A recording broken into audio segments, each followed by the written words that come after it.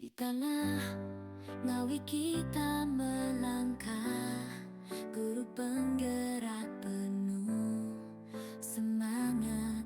Kelas 269 bersama berkarya, membangun masa depan, ciptakan cinta. Guru penggerak angkatan 11, kita bersatu, inovasi dan ilmu untuk semua. Dengan hati dan jiwa kita abdi, angkatan 11 siap berkontribusi. Setiap pelajaran jadi pengalaman, membimbing siswa raih impian. Selamat siang Pak Taufik. Selamat siang Dia. Ini saya ada tugas guru penggerak untuk mewawancara kepala sekolah atau pemimpin pembelajaran di sekolah. Untuk itu hari ini saya ingin bertanya beberapa pertanyaan tentang pengambilan keputusan bernilai yang mengambil nilai kebajikan berbasis kepemimpinan, Pak. Siap, Bu, siap. Untuk pertanyaan pertama, selama ini bagaimana Pak Taufik dapat mengidentifikasi kasus-kasus yang merupakan dilema etika atau kebijakan moral? Kasus-kasus yang berhubungan dengan dilema etika atau kebijakan moral. Berarti ini hubungannya erat dengan masalah pengambilan keputusan ya, Bu. Ya, terima kasih. Untuk kepala sekolah kita setiap saat, setiap waktu memang dihadapkan pada problem-problem atau masalah-masalah yang ada dalam proses pengelolaan sekolah. Maka dari itu seorang kepala sekolah memang harus bisa mengambil satu keputusan-keputusan praktis ya, berhubungan dengan masalah-masalah yang dihadapi di sekolah. Salah satunya adalah bahwa kita ini sering dihadapkan pada satu dilema, ya, yaitu dilema dalam pengambilan keputusan yang orang sering menyebutnya dengan dilema etika. Karena di dalam dilema etika ini seorang pemimpin atau seorang kepala sekolah dihadapkan pada dua hal yang sama-sama benar.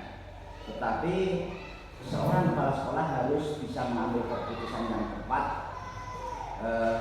sesuai dengan kaidah-kaidah keadilan atau kaidah-kaidah kebenaran yang diyakini umum. Nah, untuk mengidentifikasi itu masuk dilema etika atau yang satunya lagi bujukan moral. Ini yang pertama adalah bahwa kita harus memahami dulu konsep dasar. Jadi bahwa dilema etika itu suatu situasi di mana kita dihadapkan pada dua hal yang sama-sama mempunyai nilai kebenaran. Tetapi sebenarnya nilai kebenaran ini bertolak belakang atau berbeda.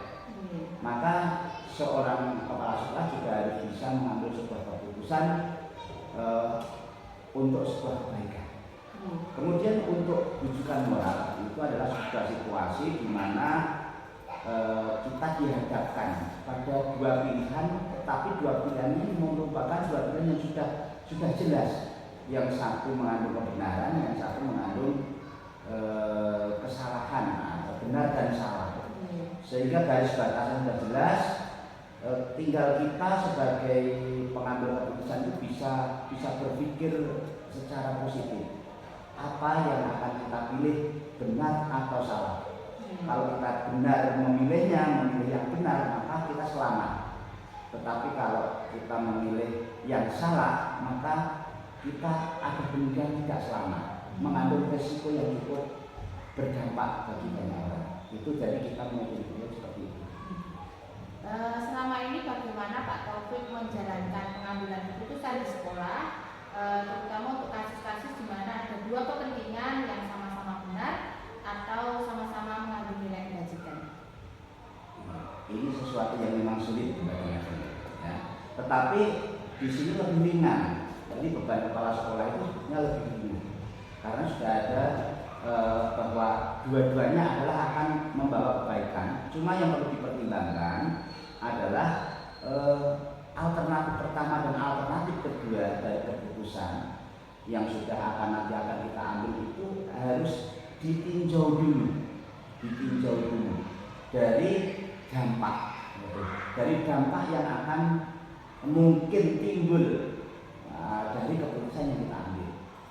Tentu saja kita sebagai pemimpin harus mengambil yang mempunyai dampak besar atau mempunyai dampak baik, lebih baik di masa sekarang maupun di masa yang akan datang.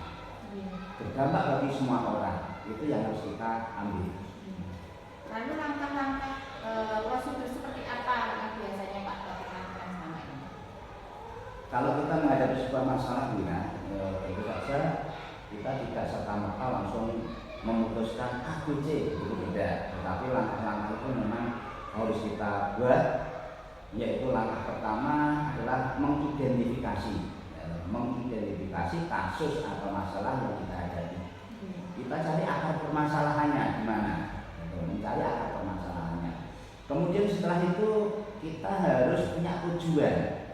Dalam pengambilan keputusan ini kita harus punya tujuan. Tujuan apa? Ending yang bagaimana yang akan kita kehendaki?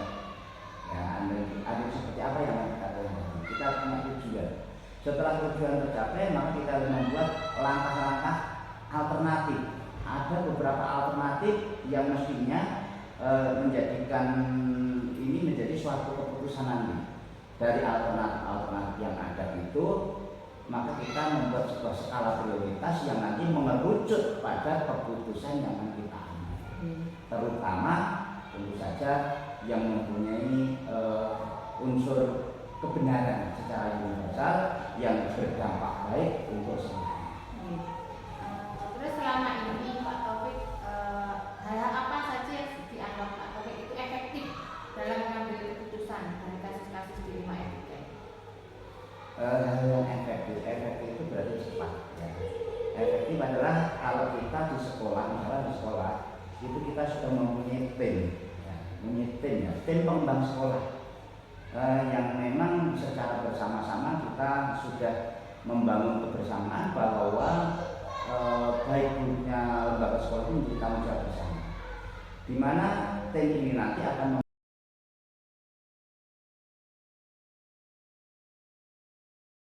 Selamat siang Bu Eli. Maaf mengganggu waktunya. Ini saya dari Guru Penggerak Angkatan 11 ada tugas untuk mewawancara pemimpin pembelajaran kepala sekolah tentang pengambilan keputusan berbasis nilai-nilai kebajikan seorang pemimpin. Nanti ada 8 pertanyaan yang saya tanyakan. Yang pertama Ibu Eli, bagaimana Bu Eli dapat mengidentifikasi kasus-kasus yang merupakan dilema etika atau rujukan moral? Kalau selama saya tugas di SDN Bidadari 4, saya tidak pernah mengidentifikasikan secara khusus, biasanya kondisional saja. Jadi kalau ada sesuatu kejadian atau permasalahan yang sudah terjadi, itu biasanya saya pelajari, saya ambil kesimpulannya. Untuk kedepannya biasanya saya menyusun atau ingin merencanakan suatu tindak lanjut yang akhirnya nanti tidak akan terulang lagi, ya seperti itu. Selama ini bagaimana Bu Eli menjalankan pengambilan keputusan di sekolah Bu Eli, terutama untuk kasus-kasus di mana ada dua kepentingan yang sama-sama benar dan atau sama-sama mengandung nilai kebajikan? Ya, itu perlu kolaborasi. Saya biasanya untuk mengambil suatu keputusan itu tidak mengambil keputusan saya sendiri, tidak, tapi karena di sini kita kan satu tim, ya, di sekolah itu satu tim, jadi ada rekan guru-guru. Kalau memang itu memerlukan masukan dari guru-guru, pasti saya selalu menyampaikan. Ini langkah-langkah atau prosedur seperti apa yang biasanya Bu Eli lakukan selama ini? Biasanya gini Bu Ira, tergantung nanti permasalahannya. Pertama kalau misalnya itu saya prioritaskan, saya ambil yang kira-kira yang harus segera ditindaklanjuti itu apa. Kita prioritaskan, kemudian juga mempertimbangkan apakah ini nanti kalau saya melakukan ini sesuai dengan peraturan, melanggar atau tidak. Jadi pertimbangannya yang pertama prioritas kepentingan, dan yang kedua itu mengenai aturan. Biasanya seperti itu. Hal apa saja nih yang selama ini Bu Aili anggap efektif dalam mengambil keputusan pada kasus-kasus dilema etika ini? Yang efektif biasanya saya ya musyawarah itu tadi. Sebaiknya kalau ada seperti misalnya seperti kalau yang konkret saja langsung ke pokok permasalahan di sini, misalnya seperti sekarang ini karena sekolah kita kan baru rehab, kemudian ini kan menyangkut hak siswa yang harus tetap pembelajaran dan kewajiban kita untuk menjalankan tugas sesuai tupoksi, di mana ruangannya semuanya direhab. Ini perlu pemecahan masalah, siswa tetap belajar, kita tetap bekerja, tetapi bangunan tetap lancar. Kita musyawarahkan. Terus saya biasanya ini kan menyangkut pihak banyak, semua warga ya. Biasanya saya juga minta pertimbangan dari komite.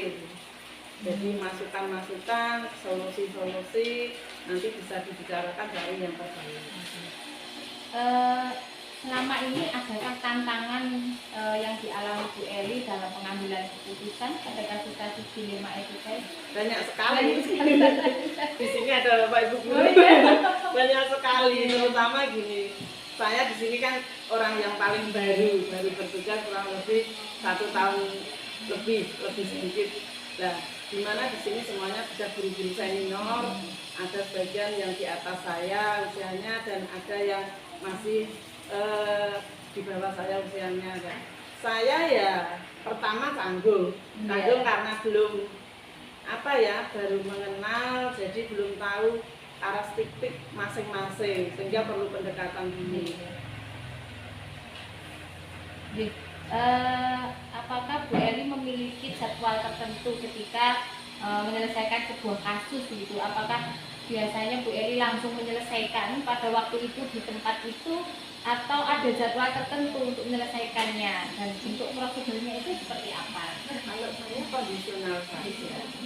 Jadi kalau memang harus perlu ditindaklanjuti saat itu, saya harus mengambil keputusan.